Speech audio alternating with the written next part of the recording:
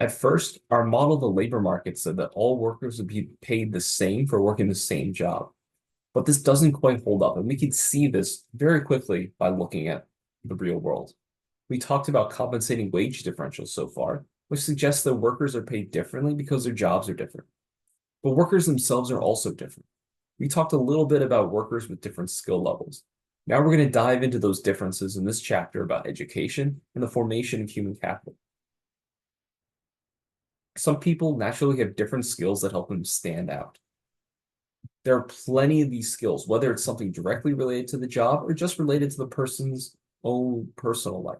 But workers bring all of these skills with them to jobs, which can help them stand out and perform better, or just be better people to be around in the office. Not all of these skills are innate, however. Some of them can be built through education and experience. The skills that we learn in school are increasingly important. Hopefully, you will learn some skill or concept from this class or from your other classes in this program to help you be a better human resources professional. Now, workers face a choice. If you're undergoing education, that means typically you give up working. So you're sacrificing money in the short term for more money in the long term because of that education. Education is correlated with a lot of good things. People who go to college or go on to obtain postgraduate or professional degrees are more likely to work more and to earn more.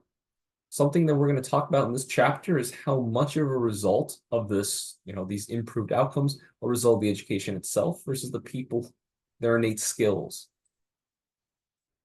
When we talk about human capital, we're often thinking about investments people make in themselves. So things like education or specific job training so that they can earn more in the future. But not all money is created equal. $1,000 today is worth more than $1,000 5 years from now. Why is that? Because you can take that $1,000 today and not only is it yours to use right now, but you could also invest it and make it grow over time. This brings us to the idea of present value, which is going to be important when we're considering about our future income stream after undergoing education. So present value is a way to figure out how much future earnings or costs are worth in today's dollars. It helps us compare money across different points in time. So if you're thinking about going to school, you'll want to weigh the cost of tuition now against the higher earnings that you expect later. And present value gives us a way to do that.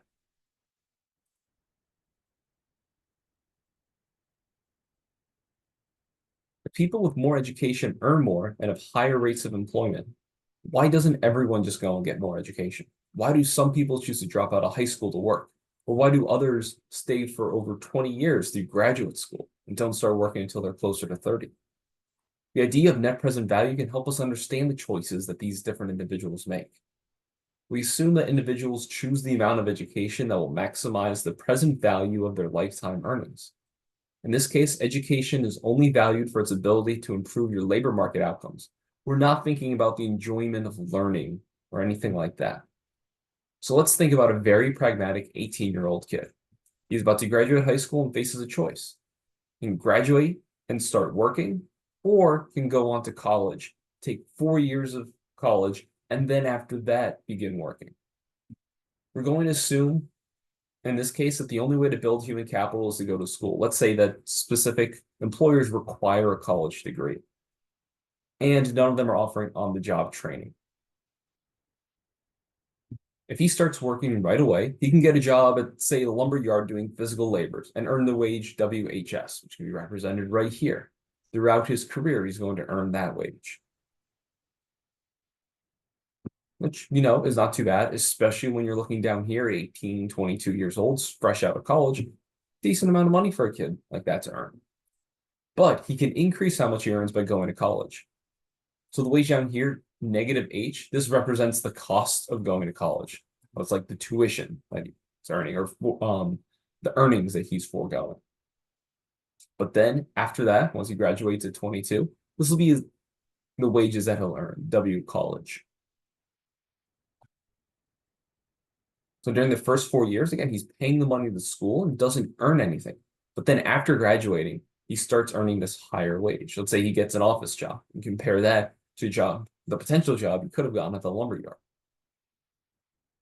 So I know a lot of guys in high school that, as we were graduating, really gave thought to not going to college to start working right away. because there was this sort of temptation that I could start earning money now. I could start my life now rather than waiting 4 more years to do it. But once you go to college, and many of them did go to college and graduate, and they were able to start earning more once they graduated. Now it takes some time, but eventually they surpass the total earnings of the high school grad. This figure illustrates the age earnings profile for college workers with a college degree and workers with a high school diploma. Now it seems like college is a no-brainer, right? You've got all this higher annual earnings up here if you go to college versus if you just quit after a high school diploma. While it seems like a no-brainer, the decision is a little bit more difficult. For instance, I'm not particularly good at science, so it's not like I've become a physician anyway. But another reason why that profession was so unattractive to me was even coming out of high school, I knew that you had to go to undergrad, you had to go to medical school, you had to do residency. I knew there was a lot, maybe not the specifics, but I knew there was so much education that you're basically 30 by the time you start earning anything. The thought of delaying the start of my real life that long was just too much. So at some point, maybe it's a much more extreme point, but eventually this thought enters your decision-making process. Now, real earnings just means that your income after adjusting for inflation. It hasn't been too important in this class so far, but now that we're looking over long time periods of the worker's entire career, adjusting for inflation is much more important. So the reason why we talk about real earnings or real wages is because it reflects the true purchasing power of your wages over time. It can account for the inflation over time that slowly eats away at your earnings. So if your earnings increase, but the prices for everything go up even more, you're actually worse off than you were before. When people think about going to school, they care about how much their real earnings will increase later in life compared to their costs today. The age earnings profile is just the way that your wages change as you get older. Typically, wages are lower when you first enter the workforce and grow as you gain experience or go back for more education, tend to peak in middle age, like we talked about in previous chapters, and then they level off or maybe even decline a little bit as retirement approaches. So you might start out with lower wages at 25, but if you invest in education, your age earning profile could show a higher peak around 40 to 50. So education often increases your earnings over your lifetime, but there's this cost in the early years that we have to consider. That's where this whole decision-making process comes into play.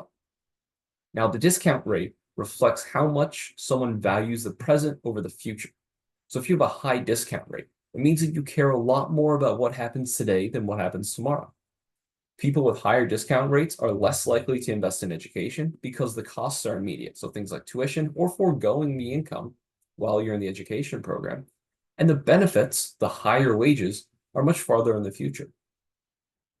Now, the interest rate in the economy affects your discount rate because it reflects the cost of borrowing money. So if interest rates are high, borrowing money to pay for school becomes more expensive, and people might be less willing to take that risk. If student loans come with high interest rates, the cost of education goes up, and that makes the investment less appealing for some people. Time preferences are all about how people feel about the trade-off between spending today versus saving for the future. Some people are more patient and willing to sacrifice current consumption, so spending money or earning income right now for the chance of higher reward later. Others have a higher time preference, meaning they prefer to spend or earn now rather than wait for the future payoff. So if someone has a high time preference, they might skip college and take a job right out of high school because they value the money, the independence right away. They don't want to have to wait, even though if they wait, they can receive higher wages in the future. These factors explain why people make different choices about investing in education. For some, the future rewards justify the cost, while others prefer immediate earnings or they can't afford to wait. The rule that students choose a level of schooling that maximizes their net present value of their lifetime earnings generalizes to situations where there are more than two simple choices. So before we looked at just whether you should stop after your high school diploma or get a 4-year degree, but workers have far more choices than that. The good news is for us working with this model is that it's the same, we see the same basic thing at play. So in this more realistic model, the student will not only consider two options, but will consider the costs and benefits of each option. And they're able to drop out along the way, even if they don't obtain a degree at some point. They could drop out after 1 year of college or 2 years of college. There's another way that we can think of this problem to give us some more interesting wrinkles. We can see where it is best for the student to stop their education, what your textbook calls a stopping rule. So the properties of the wage schooling locus. First, the wage schooling locus is upward sloping. That means that workers who have more education must earn more as long as the educational decisions are motivated by financial gains. Next, the slope of the wage schooling locus tells us by how much a worker's earnings would increase if they were able to obtain one more year of schooling. So we can think of this as the slope of the locus as the rate of return to school. And third, finally, the wage schooling locus is concave. What that means is that the law of diminishing returns applies here just like it does so many other times in this course. So as people accumulate more human capital, as they go to additional years of school, they end up receiving and generating less incremental knowledge. So the money they get from each additional year of school is going to be less. Let's look at a graph so we can walk through an example. The graph here on the right displays the years of education and how much employers are willing to pay workers at that education level. If the worker has 12 years of education or a high school diploma, firms will be willing to pay them $20,000. Trace up from 12 years of schooling. That on the curve is $20,000. 1 year of college, so 13 years of schooling, is enough for firms to pay $2,300, and 14 years of schooling here is enough for schools to pay firms to pay $25,000. Finally, a worker receiving 6 years of post-high school schooling, so let's say a bachelor's degree and a 2 years master degree. In this case, trace that up to the curve. Firms will be willing to pay $30,000 for that level of education. So we can see that it is upward sloping, like we said on the previous slide, and there's diminishing returns to education. The early returns are very steep, but as time goes on, the curve gets more shallow, and you're seeing lower and lower returns to education for each additional year of education that a worker receives. So a worker approaching the decision for education this way will think of what wage do they want to earn, and then stop schooling once they reach that target wage. The slope of the wage schooling locus tells us how much earnings increase if the worker spends an additional year in school. We can also display that in terms of percentage increase in wages. So the marginal rate of returns to school is what we call the percent change in earnings from one more year of school. Let's suppose the worker has a full ride scholarship. So for them, they don't have to worry about tuition. The only cost to attend school is a foregone income during their education period. Because the previous slide showed decreasing marginal returns to education and it was concave, that means that the marginal rate of return is downward sloping, which we see here. This is by definition. Really, they mean the same thing. So this curve shows the same basic concept, but now the returns are expressed in percents instead of totals. A worker maximizes the present value of their lifetime earnings by going to school until the marginal rate of return to schooling equals the discount rate. A worker with a discount rate R goes to school where that crosses the marginal rate of return curve right here. That corresponds with S star years of schooling. If the discount rate is higher, let's say R prime up here, we trace that to where it crosses the marginal rate of return curve. Follow it all the way down to the years of schooling. The higher discount rate corresponds to fewer years of schooling. When individuals decide how many years of schooling to pursue, they're making a decision about investing in their own future.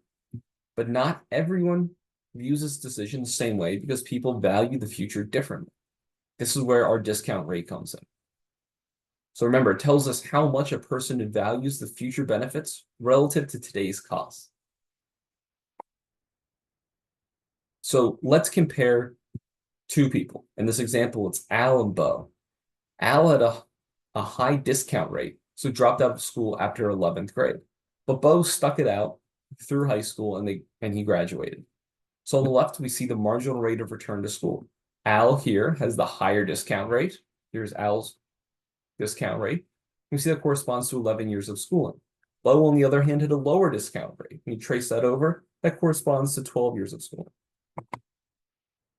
So that just graphically shows the decision that I just described. Now we can see that their decision-making process, we can also turn to how it impacts their career earnings. So Al only has 11 years of education. So if we look at the years of schooling here, he has 11 years of schooling. So we trace that up to the curve, we see that this shows the wages that Al receives. Unsurprisingly, Bo, who's gone through more years of schooling, is at a higher point on this curve. So Bo's wages up here are higher than Al's wages because Bo had more years of education, developed their skills more. They're now more productive and a greater value to whatever firm they'll be working for. Now, what happens if the government notices this and tries to help Al by passing a law that requires all students to graduate high school to stick it out through the end? It would be tempting to say that Al would receive the same wages as Bo, that it would just move him from point P here. Now that we're up to the 12 years of schooling, that he would be up here, the same as Bo, and receive the same wages. If 100% of the earnings difference is related to education and no other characteristics between Al and Bo, then that would be true. However, differences in abilities or other characteristics may make this not the case in practice. So we will quickly end by looking at this example.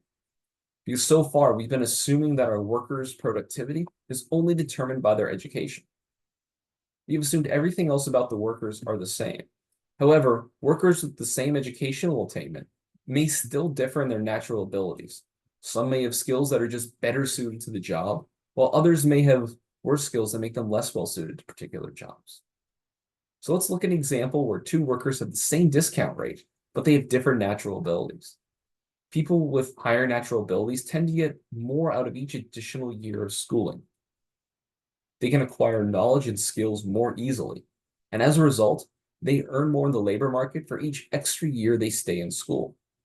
On the other hand, someone with lower natural ability may not see as much of a wage increase from additional schooling.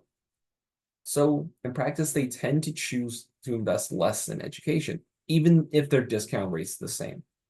So we can see that here. The graph on the left, Bob has higher returns to education than Ace, but a more skilled worker also gives up more years for education. So looking at the graph on the left, we see the two workers that face the same discount rate and the same rate of interest. So at this point, Ace, who is slightly less skilled, this corresponds to 11 years of schooling. Whereas for Bob, we trace it out to his curve farther out here. That corresponds to 12 years of schooling.